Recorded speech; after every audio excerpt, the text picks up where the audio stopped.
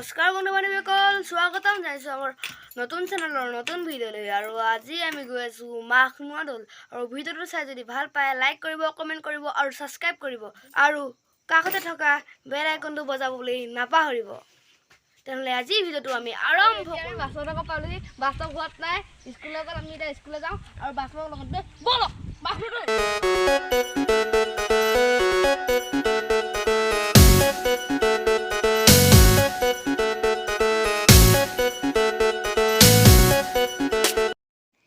এয়া আমাৰ অৰিন্দম আহি গ'ল।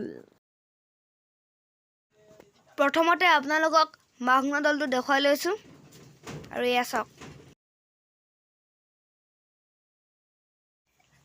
এতিয়া আমি মাঘনুৱা দৌলৰ ভিতৰ ভাগলৈ যাওঁ, ব'লক।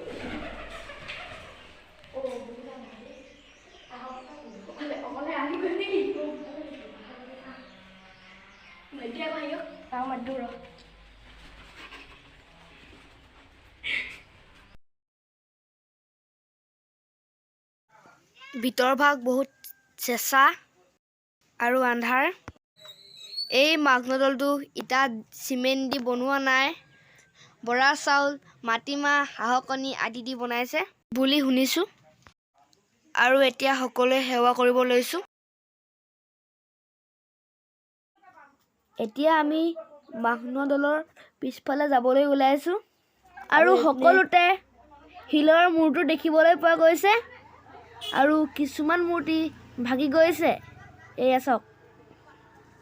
আৰু আমি পিছফালে গৈ আছোঁ।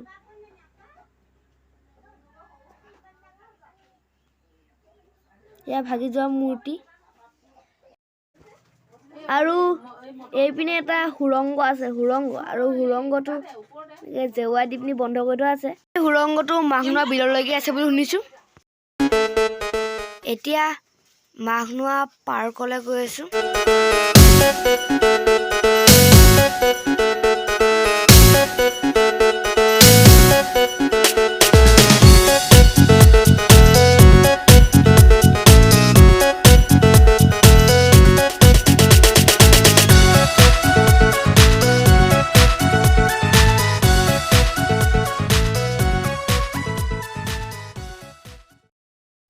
পাৰ্কত অলপ খেলিলোঁ, তাৰপিছত ঘৰ পালোহি আৰু পুনৰ লগ পোৱা আশাৰে আজিলৈ এৰিলোঁ। বাই।